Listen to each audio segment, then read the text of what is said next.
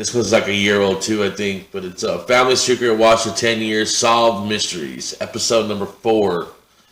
And here it goes. There is a subgenre of detective fiction that deals with locked room mysteries, which are about crimes that are seemingly impossible to commit. The standard example being a murder victim found inside of a room that was locked from the inside. Today, we're going to look at a real-life locked room mystery that took almost a decade to solve. And when the truth finally came out, nobody believed it. It literally sounded like fiction. Oh yeah, man. Like, comment, subscribe, share. Come to the right channel because that's all we do, and we upload 3, 4, even 5 times every week. So if that's of interest to you, please replace the like button's Cocoa Puffs with similarly shaped dog food. Also, please subscribe to our channel and turn on all notifications cold, so you don't miss any of our weekly uploads. All right, let's get into today's story.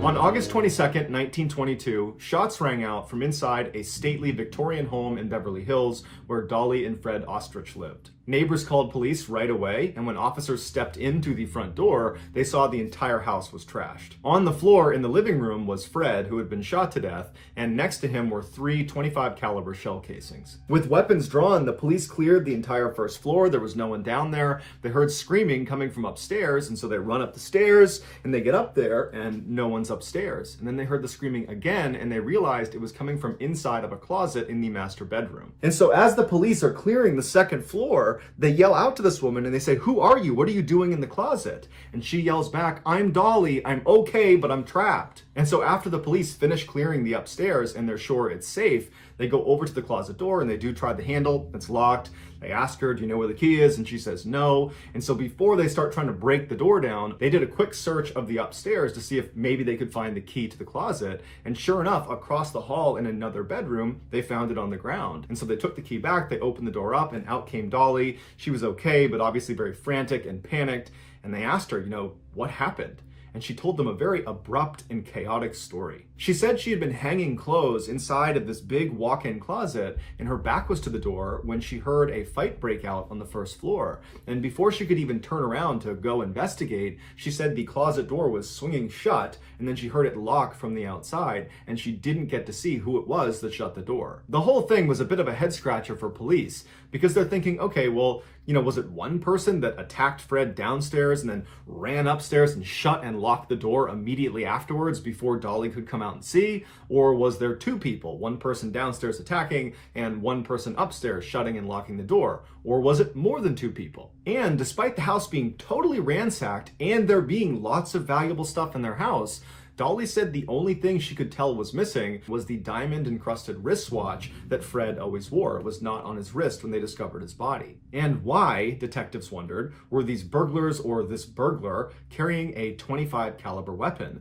Something that small was more likely to be found in a woman's purse than in a home invasion. When police spoke to neighbors, they were quick to say Fred and Dolly fought all the time, and earlier that night they had gotten into a really bad one. But as much as police wanted to point the finger at Dolly, it was just impossible for her to have committed this crime, because how could she have murdered Fred and then ran upstairs and locked herself in the closet from the outside and then also somehow deposited that key across the hall in another room? It just didn't make any sense. But since the police had little else to go on, they dug into the new widow's past. Dolly was born in Germany in 1880, and following a move to Milwaukee, Wisconsin just before the turn of the century, she married Fred, who was 3 years older than her. Fred was driven and successful, but he was also a raging alcoholic and prone to violence. And so as Fred built up his textile empire, opening up factory after factory all across the Midwest, their marriage grew strained. He was mean and she was lonely. When they moved from Milwaukee to Southern California in 1918,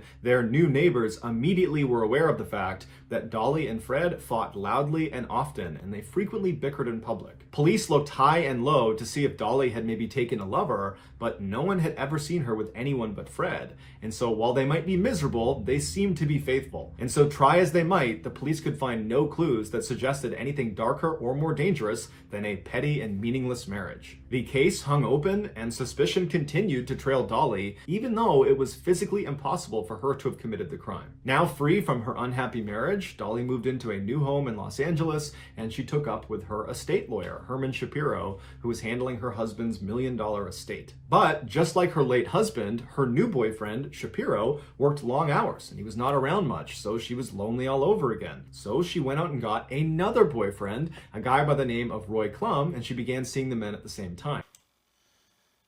This woman has really bad choices in men. I'm just telling you right now, you found somebody who doesn't give you what you need. That's your fault the second time around. A year after Fred's death, Captain Herman Klein of the Beverly Hills Police Department dropped by Dolly's estate lawyer / boyfriend's office. Detectives were still suspicious of Dolly, even though the case still made no sense. And so Captain Klein goes into Shapiro's office, and wouldn't you know it, sitting on the desk is this beautiful, diamond-encrusted wristwatch that looks an awful lot like the watch Dolly claimed was the one thing stolen from her house on the night of her husband's murder. When the captain asked Shapiro how he got this watch, Shapiro told him that Dolly had given it to him as a gift, but I know where you're going with this because I thought the same thing too. I know about the missing diamond watch on the night of the murder. I asked Dolly about it when she gave it to me, and she told me that that was actually a mistake. The watch was never missing, and she later on found it tucked underneath a sofa cushion in the living room. The captain was not buying it. So as soon as he left Shapiro's office, he immediately confronted Dolly about the watch, and Dolly said, you know what, that's right. I did find the watch, but I didn't think it was that important, so I didn't tell you guys. The captain couldn't believe what he was hearing. And shortly after, the newspapers found out about this new twist. The only thing that was supposedly stolen, you find it, and you're like, yeah, I didn't think it was a big deal. If you find the only thing that supposedly is stolen in your house, that's a huge deal, because that could go from a robbery gone bad to a personal possession to like a flat out just murder or a homicide in general, you know? Yeah, that's not that important, Molly. You don't even making sense, lady. In this totally bizarre case, and they went wild with it, putting all the heat back on Dolly. Spooked by the headlines, Dolly's second boyfriend, Roy Klum, came forward to the police and said, I have a confession to make. Dolly made me hide one of her .25 caliber pistols, and I threw it in the La Brea tar pits. And then before police could even go get that gun, one of Dolly's neighbors came forward and said, yeah, I got a confession to make. Dolly asked me to get rid of a .25 caliber pistol, and I buried it in my backyard. What the hell is going on? So police went out and recovered both weapons, but they were so badly rusted, they couldn't confirm if they were in fact the murder weapons. And Dolly had an excuse. When the police confronted her with these guns, she said, oh yeah, those old things, I've had those in the house for years, but you know, given the circumstances of my husband's death, just felt a little awkward keeping them around the house, so I had some friends get rid of them. The police were not buying this, and so in July of 1923, they arrested Dolly for killing Fred. But despite these new developments, the facts of the case had not changed. It was still physically impossible for Dolly to have committed this crime. She was locked in the closet from the outside. And so with Dolly in jail awaiting trial, investigators tirelessly hacked into her story to try to find holes in it, but they had no success. And so after every theory that might connect her to the crime was ultimately discarded, they had to drop the murder charges and Dolly was released. 7 years went by and the crime was largely forgotten about. And then in 1930, Dolly and her estate lawyer boyfriend Shapiro, they broke up. And Shapiro immediately called the police and said, you know what? I haven't been entirely truthful. I know a lot more about what happened to Fred than I've let on. Do you think that guy's related to Ben? We might have to do some Googling later. And in fact, I have someone in the office with me right now that can tell you the whole story. Investigators flew to Shapiro's office, they go through the doors, and sitting inside is a man they never knew existed. His name was Otto Sandhuber. He was a quiet, small sewing machine repairman / aspiring dime store fiction writer. And the story he would tell them would be more bizarre and lurid than any investigator could have imagined. It began almost a decade before the murder. When Otto was a teenager, he had worked for Fred in one of his Milwaukee factories. One day in 1913, Dolly complained to Fred that her sewing machine was broken. And so Fred asked one of his employees, who he knew was a sewing machine repairman, the then 17-year-old Otto, if he would go over to his house and fix the sewing machine for his wife. Dolly knew her husband was going to send Otto specifically to their house. and she was very attracted to Otto. And so when Otto showed up, all she had on was a silk robe, stockings, and heavy perfume. Thus began Dolly and Otto's affair, which at first they conducted in a pretty typical way, meeting secretly in hotels, but when that became burdensome, they moved their relationship back into the ostrich home, with Otto needing to sneak in and out around Fred's schedule. But it wasn't long before nosy neighbors were asking Dolly, who's that strange man coming around your house all the time? And she would say, oh, that's my vagabond half-brother. But Dolly and Otto knew they couldn't continue in this way. But instead of breaking it off or returning to secret hotel liaisons, Dolly decided that Otto should take up residence in the ostrich home in a secret hideaway in the attic. That way no one would see him coming or going. Otto, who had no family to miss him, quit his job at the factory, moved into the secret room, and then never left. Pretty quickly, Otto and Dolly fell into a routine where when Fred would leave for work for the day, Otto would come downstairs, they'd spend time together, and then Otto would clean the house and then make bathtub gin. Before Fred came home, Otto would sneak back upstairs to write pulp stories about lust and adventure, and he would read newspapers and magazines by candlelight. Around this time, Fred started complaining to Dolly about strange noises in the house. He also started to notice they were running through food a lot faster than normal, and a couple times he thought he was short a cigar. But no matter how much Fred complained, Dolly was always able to convince him that everything he was hearing and seeing was in his head. And so over the next 5 years, they would live in 4 homes in Milwaukee, and always these strange sounds and oddities about the house would follow them, but Fred never investigated. In 1918, Fred told Dolly he wanted to move to Southern California, and so Dolly hunted down a house with an attic, a rarity in the area, and she sent Otto ahead. When Fred and Dolly arrived, Otto was already ensconced in the attic, and Fred moved in right beneath him. By the time Fred and Dolly got in their final argument on the night of August 22nd, 1922, Otto had been secretly living with them for almost a decade. On that deadly night, Otto was in a secret room listening to drunk Fred getting louder and angrier and clearly getting physical with Dolly. And so worried that he might kill his lover, Otto leapt out of the attic and ran downstairs carrying 2 .25 caliber pistols. He runs into the living room and he confronts Fred.